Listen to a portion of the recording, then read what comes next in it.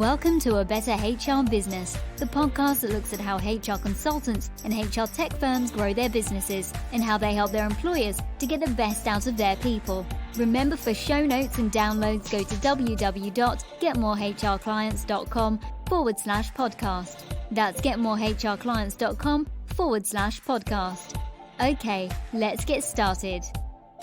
Hello, thanks for joining me. Today we're going to be diving into a really interesting topic, and it all revolves around the issue about CHROs, CEOs, COOs, all having to deal with such enormous HR change. You know, we've had the coronavirus and massive turnover and the great resignation and quiet quitting is the new one. But that's all fine. And Andy, you can come up with strategic plans and put them into action. But the problem facing some of the HR leaders and business leaders is how to actually address that at the strategic and then the tactical implementation stages. So companies can opt to implement software to put some of these action plans into place, but then possibly it might be better to use consulting firms to do that. It's quite a tricky chasm to cross. And so today I'm talking to Andy Najjar, who is from FutureSolve, and FutureSolve bridges that gap in a really nice way. And I want to sort of dive into that. So Andy, thank you very much for joining me today. Thank you, Ben. Excited to be here. Yeah, great to have you. You heard me speaking there in the opening about that sort of chasm. How do you see that challenge of trying to work out which is the best way to go, whether that be software, consulting, or something else? Yeah, I mean, with different clients, it always starts with the strategy in place. So a lot of companies are trying to figure out what structure or process or strategy do I need initially? And that either could be done in-house or using expertise as a consulting company to come and form. And then with that strategy, then you go and find technology to fit that strategy. But when you have two different companies or two different teams, and they're all trying to strategically form a strategy in different directions, you ultimately find some friction between how to implement technology that works with the strategy that you just spent a lot of investment and money and time to create. So what we try to do at FutureSolve is have a cohesive experience where we bring both of these together to truly create a full, all-encompassing change where the strategy put in place is already planned towards the technology that we offer and have recommended to clients. So by the time everything is put in place, it's already set up for success, both on the technology side and on the strategy side. That's good to hear, because I was actually laughing with a tech company earlier whereby they were kind of founded on consultants who were wanting to make real positive change. And then they thought, well, if we can create some software, it will help facilitate that. Whereas you kind of see all these tech bros who've just come out of MIT or something, and they've managed to get some funding from a couple of trust funds, friends and family funds, and then put together some software, have no idea how this might help a company or whatever. So I like the fact that you've got that nice blend. And the other thing too is we have quite a few CHRO advisors at FutureSolve that have been in the place of the buyer or of the customer. Okay. So again, it's not a consultant looking outside in. It's somebody that was in their place, in their shoes, that was able to solve for that problem, that brings that expertise.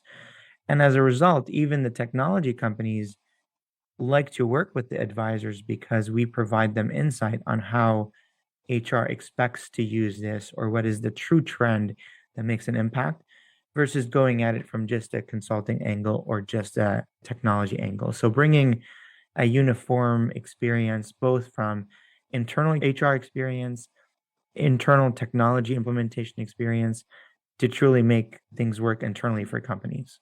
Yeah, I'm kind of smiling on the inside because I think any HR person has seen where employees have found workarounds and ways to hack the system when the software doesn't fit their needs. Or the classic is the LMS systems that might ask a quiz at the end, but they find ways to get that quiz done just to, the compliance training or whatever. They just go through the motions. But that's interesting. You've got this sort of expertise. Can you tell us a little bit more about FutureSolve and the team you've built there and the kinds of people you've got in that team? Yeah, absolutely. Well, FutureSolve was founded by the CHROs of companies like Comcast, Truist Bank, Unisys, and Frito-Lay. So they came together and really had a passion about supporting small and medium-sized companies with the big business experience that these CHROs have, and how can they give back and really help those companies that need it most succeed. And as a result, we sourced other CHROs that have just retired or have been in the position before that have the same passion, and created a team of over 30 different advisors today that specialize in different industries and different size of businesses and different expertise to really make that happen.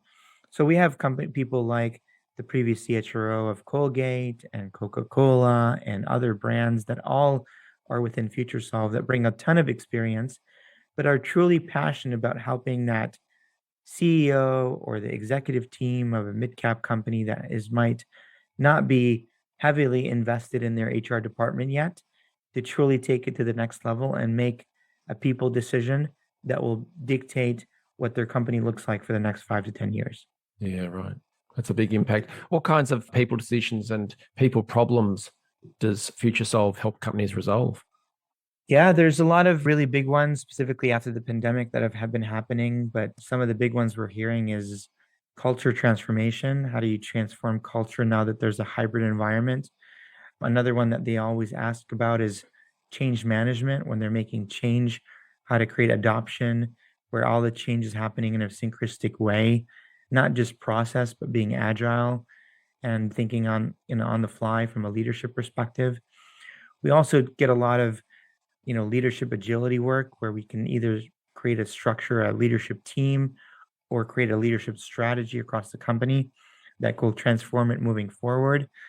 And not to mention diversity, inclusion, predictive analytics of how do we measure all this change and make sure that we're getting the impact across the business, and make HR actually a measurable department that contributes to the profit and loss statement at the end. Nice. Now, I'm just thinking back to my first ever HR manager job on a standalone manufacturing site. And I was so proud of myself because I created with another guy a Microsoft Access database so we could record performance data or something from the mill or something like that. I can't remember, but that is so stark in contrast to some of the technology that I've seen you guys share with your clients. Can you sort of walk us through some of the AI and some of the other technology tools that you make available? Yeah, the biggest needs we're seeing are usually artificially intelligent technologies that work across and on top of the infrastructure already there with companies. So instead of trying to change an infrastructure, you can add a technology that actually enhances what you're currently doing and brings those efficiencies and savings to the table. So for example, the biggest areas we see is predictive analytics. So we have a technology that, works with all the different platforms that a company may have to look at insights and data and predict what could happen and helps the company form a strategy. We also have artificial intelligence that help companies recruit and hire faster, better by approaching talent exactly with the skills and experience they need at other competitor jobs and saying, come and work for me instead, and build a relationship with those individuals. And then we also have AI that truly talks to people and employees across the entire enterprise and gathers what's happening and finds out about engagement, culture, leadership, and bubbles that to the top where it tells you what are the areas affecting the company. So it provides you fast insight without having to talk to every individual as an HR person manually, and gathers real-time insight as well. So as you're making change or going through a merger or acquisition or growth phase, to measure and monitor everything that's going on and then form strategies and implement change based on what the analytics and data is saying. Wow. Yeah, that's very good because so technology has evolved from my impressive Microsoft Access database to reactionary reporting systems and time and motion type stuff to then service delivery, whether that's the LMS or something like that. But what you're talking about is probably more forward looking on the predictive side, right? Absolutely. I mean, even in the learning space, we use artificial intelligence to see what learning is being effective, empowering other users to take the same learning so we can replicate top performers. So it's no longer just a learning management system, it's become a learning experience system. But even then, learning experience used to be only based on experience of the employee with the software.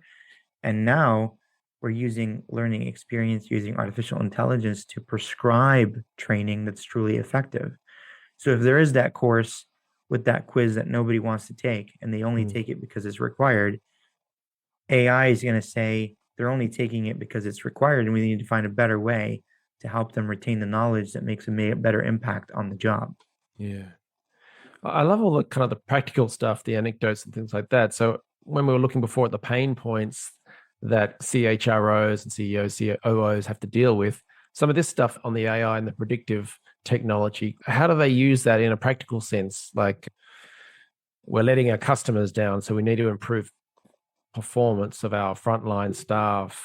Is that an example? I'm just trying to wrap my head around that. Yeah, you can actually see productivity data about employees and see what factors are affecting productivity. So it could be, people think, oh, it could be more salaries, but actually it could be as easy as a benefit change that's very innovative, or a cultural change that helps people get engaged and excited about the business, or even a leadership direction that they haven't seen before that leaders have to echo throughout the business to truly get everybody on board.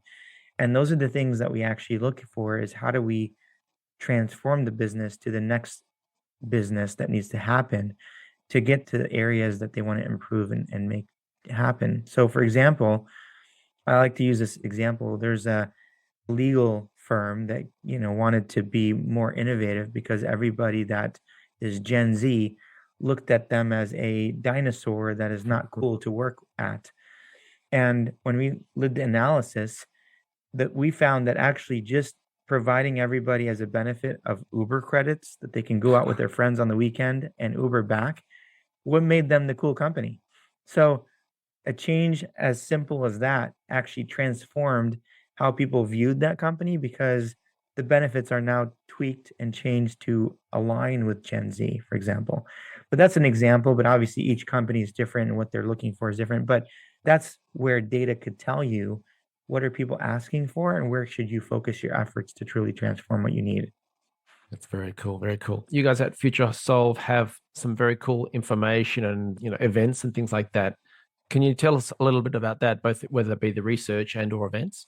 Yeah, absolutely. So we come up with a lot of different research reports quarterly about areas like the labor markets, or what are the new trends for each year, and how to resolve certain of areas that you're focused on with technology. So we also recommend technology in those reports. So those are all on our website. And we also do leadership circles. So we get CHROs and leaders of businesses to come and talk about the problems and also discuss ways to creatively solve for them. And these are moderated by the CHROs that you can attend, and they're usually limited to about 30 seats. So the conversation is meaningful and it's really a collaborative two-way conversation. You can definitely register on the website for those. And then we also do thought leadership videos and webinars on the site, as well as certain presentations that happen in our building where we invite physically CHROs to come and see us and meet with other advisors and talk about these big topics and changes that we're looking to do for the next year.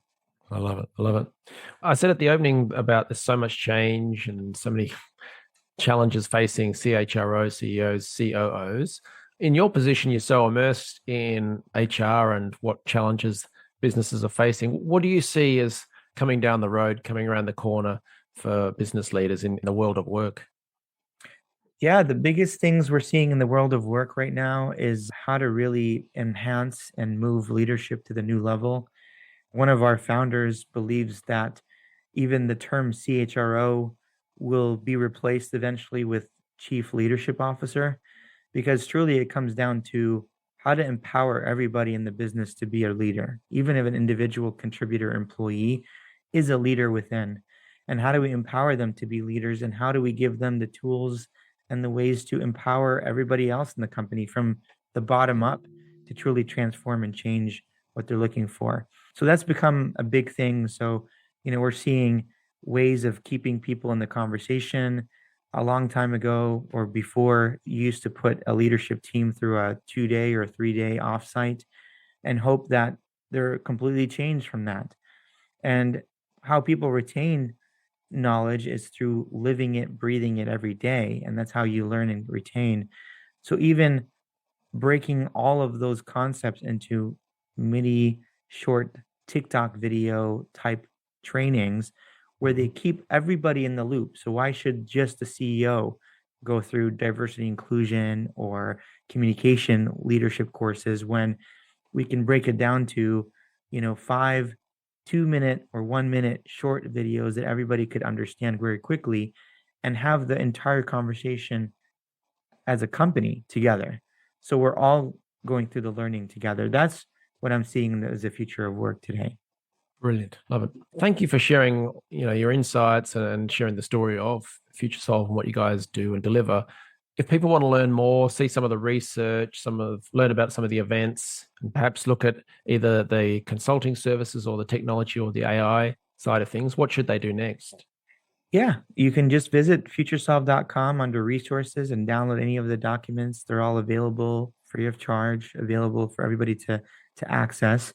And then we are always consultative. We're here to really solve for your issues and help you. Feel free to reach out. We're happy to bring advisors on the call to have a free session to even just talk about what you're thinking and seeing if you're on the right track. We're here to make better decisions for companies and help them make better decisions. So if there's anything we can contribute and support, please don't hesitate to reach out. Excellent. Well, Andy, thank you very much for your time today. I really appreciate it. Thank you, Ben. Appreciate it. Thank you for reaching out. Thanks for joining us today on A Better HR Business, the podcast that explores the world of HR consulting and HR tech businesses. For show notes and downloads, go to www.getmorehrclients.com/podcast. That's getmorehrclients.com/podcast. Remember to subscribe and share the show with any friends who are busy growing a HR business. Thanks and see you next time.